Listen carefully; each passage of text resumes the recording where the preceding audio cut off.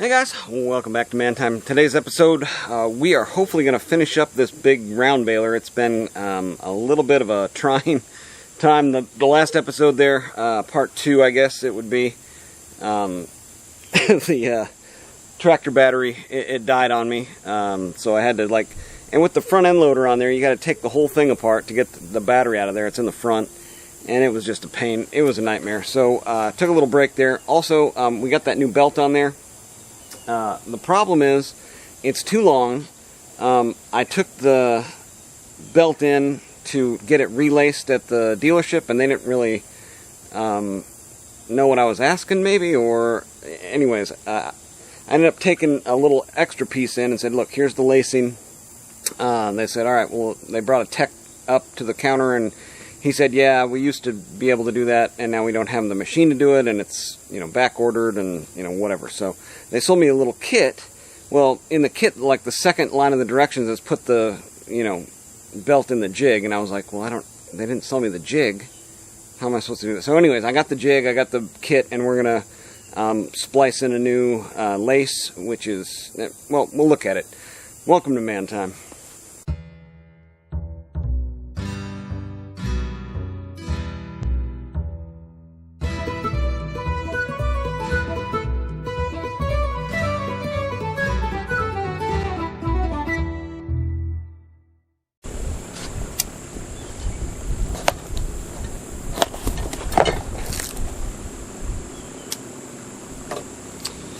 Alright, so here's what we've got. Here's a piece of the belt with the original lacing on it, right? And this is done with some sort of special machine. I'm not exactly sure. It looks like one single piece, but maybe not. Maybe it's just something that's kind of crimped in there. I guess we can find out here. And here's the Alligator Baler Splice with rivet set. And I was just thinking, okay, no problem, I'll just go out and buy a rivet gun. But no, you look in the directions here, and I think it's like either the second or the third. Insert fastener strip into tool, Alligator logo facing up. So I was like, well, what tool? And then it's like insert belt and fastener strip against belt stops. And I'm like, what the hell, belt stops? And then it shows this picture of this, C-channel jig thing. And I was like, okay, well, I'm obviously, I didn't get everything I needed, so. Amazon to the rescue. And it's got this thickness gauge, Alligator, splice height. It's got your Skiv. Youch. But I think that's for the you've got to trim down some of this belt material, and basically you just, I think, grind off or cut off some of the kind of friction surface there to get it a little bit thinner, so that way when you put the splice kit on there, it's all the same thickness all the way through there. So let's see if we got the right thing here. Yeah, this looks like it. Okay, so here is our Alligator rivet jig, or tool as they call it. Set up for 7-inch belt. That's what I've got here, 7-inch. We'll just kind of take a look at it here and see if we're in the ballpark. And then it's got some extra stuff in here. So the part that I'm trying to figure out is, sure, I can cut this to length. I need a 17-inch splice to splice length here. I can do one splice here on the bench, and then the other splice I'm gonna have to do on the tractor. Or I could take the belt off of there, which would maybe be easier, but I don't know. We'll see how it goes. Okay, so let me get this set up, and then we'll see what it looks like when it's all set up here. It's hard to know, if somebody wants me to go through setting this thing up. There may be a video on setting it up. I didn't really look, but they've got instructions. Maybe we'll go a little bit more in depth on how to set this up. I mean, it doesn't look too bad. Oh, there's springs. Okay, there's the springs. Okay, we'll go through it here, and if you don't want to watch me setting this thing up and going through the setup on it, you can just fast forward, skip ahead, whatever. Oh, these are cam bolts too. Look at there. I love cam bolts. Okay, enough chit-chatting. Let's do it. It looks pretty easy. I don't think it's going to be a whole lot of problem here. Okay, so they want the springs. Got it. Alright, so the way this is going to work, you've got 2 holes in the back here. One here, one here. This is going to go onto those. It's got recessed countersunk holes here. That's where your springs are going to set. And then your cam bolts are going to line up with that.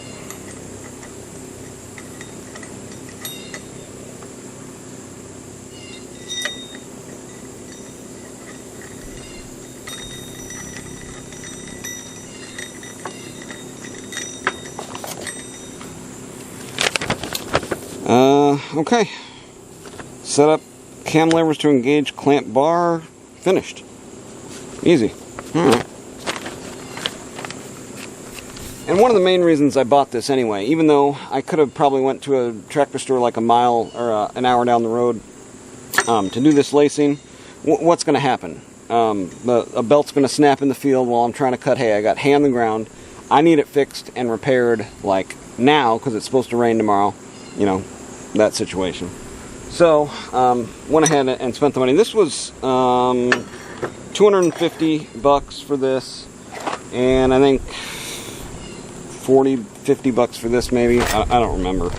But anyways, you're in the game. You're making belt repairs for around 300 bucks is what I'm trying to say there.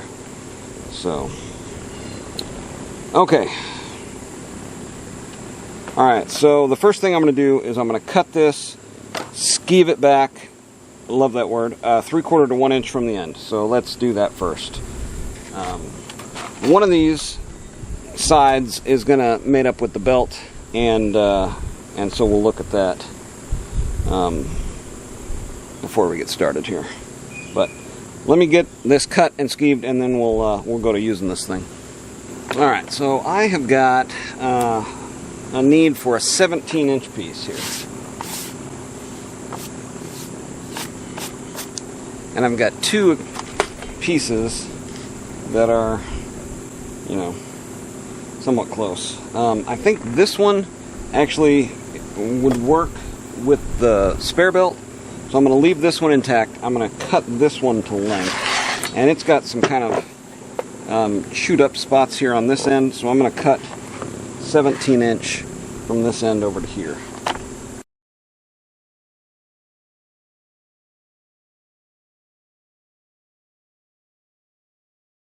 A little bit of burning rubber there. Never hurt anybody. Outdoors, ventilation, we're fine.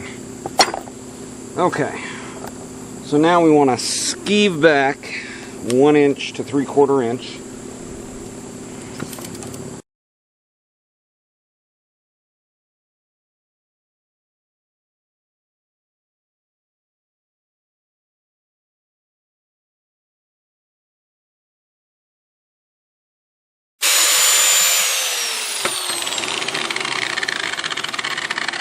Okay, so now we can proper skeeve, max thickness and depth. Oh no, we got a ways to go. Alright, we'll come back when I get this all skeeved out. Alright, I think we got her all skeeved up here. We can check with our gauge. It's looking pretty good. It's to depth, and it's all the way back there as far as it's supposed to go. Okay. So now we will start following instructions, huh? We can do that. Let's see here. We've got the instructions for installation. All right. Skeeve back. Got it. Insert fastener strip into tool with Alligator logo facing up.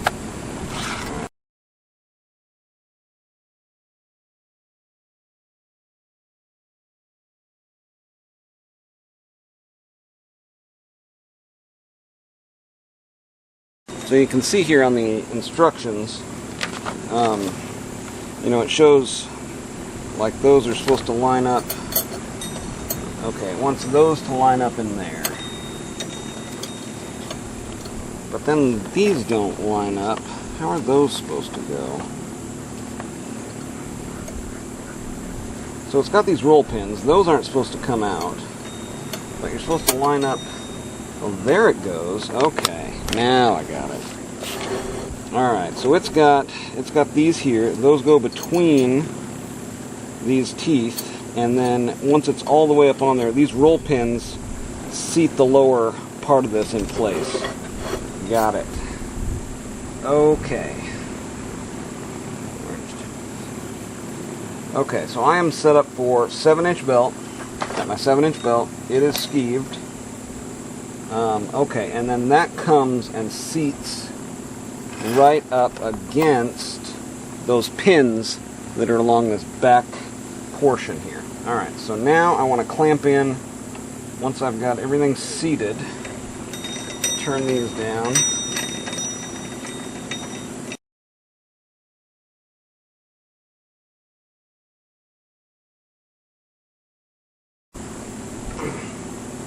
Okay. Alright, I think we're fully seated there. Alright, tap down all fasteners with a 1-pound hammer.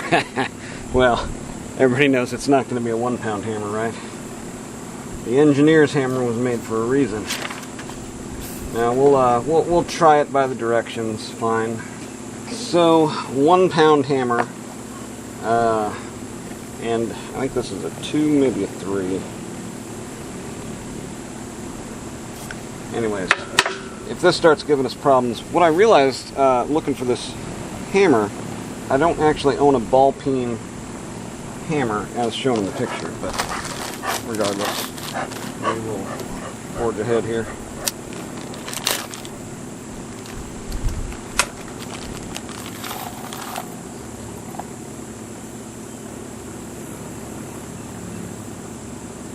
Oh, it just looks so simple.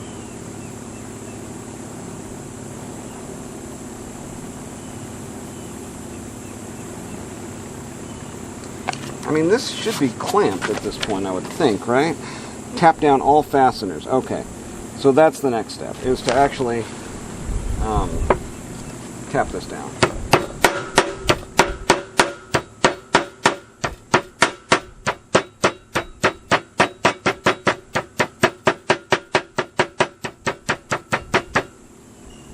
So you don't get carried away.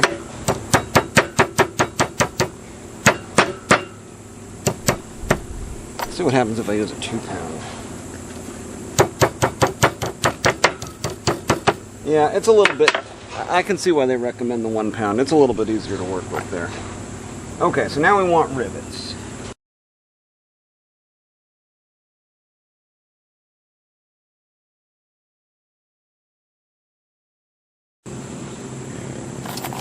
Okay, and then I guess we just drive the rest of them.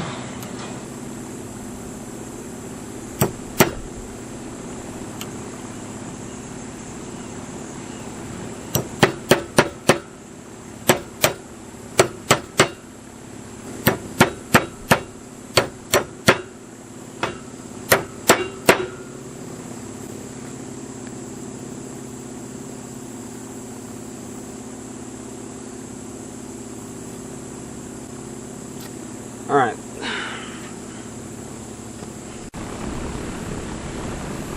Alright, so here's the almost last step here. It just says basically drive remaining rivets and final set rivets by hitting each one approximately 8 times. So final set hip rivets by hitting each one approximately 8 times.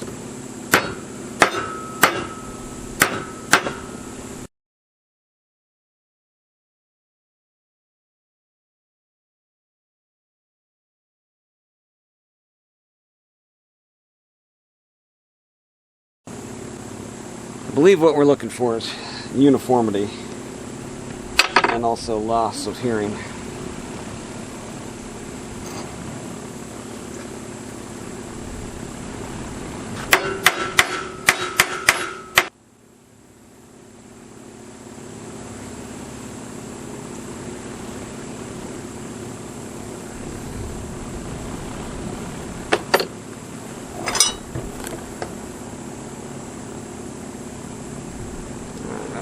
again. Okay, remove belt from tool. Inspect underside of fasteners to ensure the rivet is formed properly. If not, return the tool to this thing. And, do it again. Oh, hello.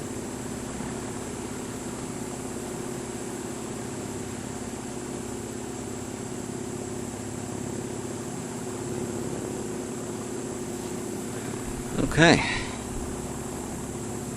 It definitely looks like it was properly riveted. Wow. Alright. Yeah, that looks pretty good. I am happy with that. And then, yeah. Okay. I can get on board with that. Alright, next one is going to be the belt on the tractor. Well, I'd like to have like a tree stump or something here, but, you know, get what you get. So first thing I want to do is remove these old...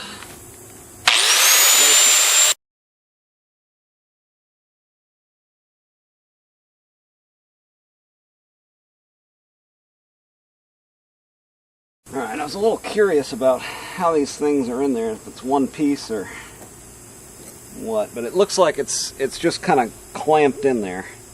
I don't know why they don't just sell this at the store. I mean, I could clamp this thing in here with a vise.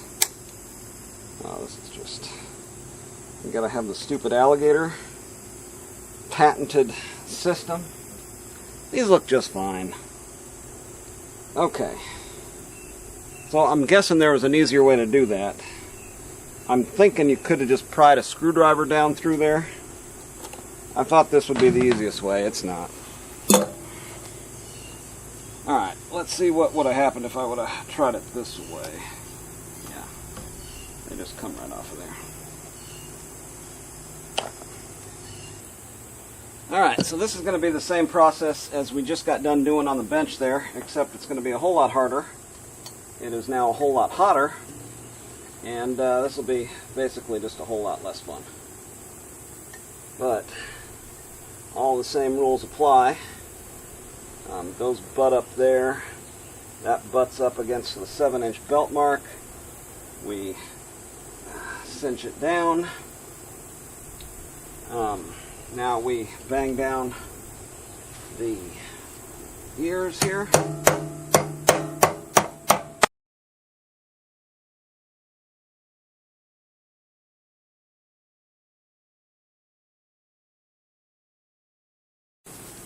Alright, one thing I forgot to mention on the other belt is once you get your rivets all set there, you got to break off this rubber on the back of it and it's pushed through.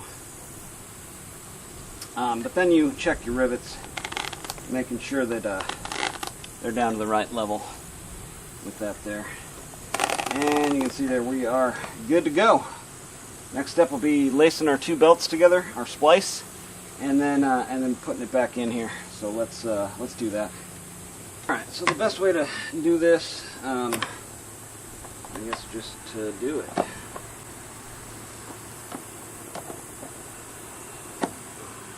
There we go.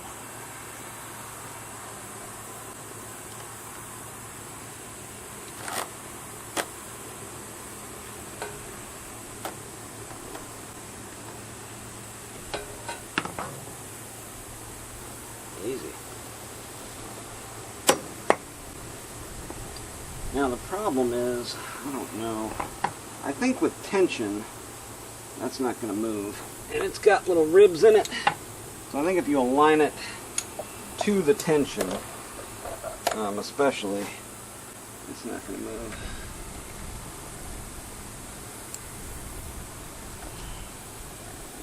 Yeah, with tension on that, I don't think it's going to move. But, just to be safe, yeah, I don't know. How is there just to be safe? I could bend part of an end, maybe? I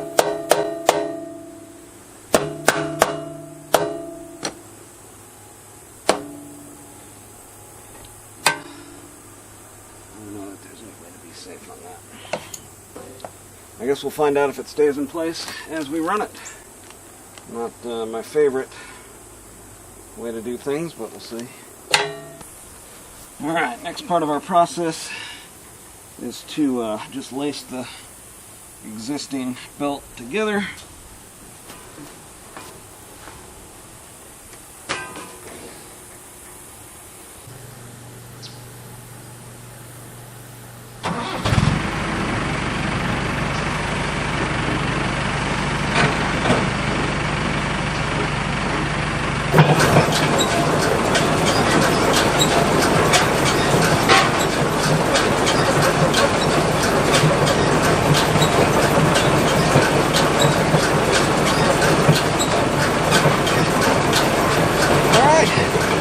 There she is, guys, working pretty good. I think I was a little off on my measurements there.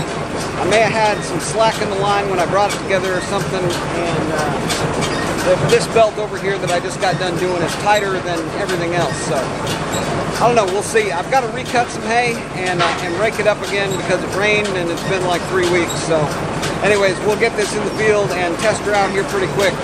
But that's going to do it for today on Man Time, guys. Get out there, have you some man time too.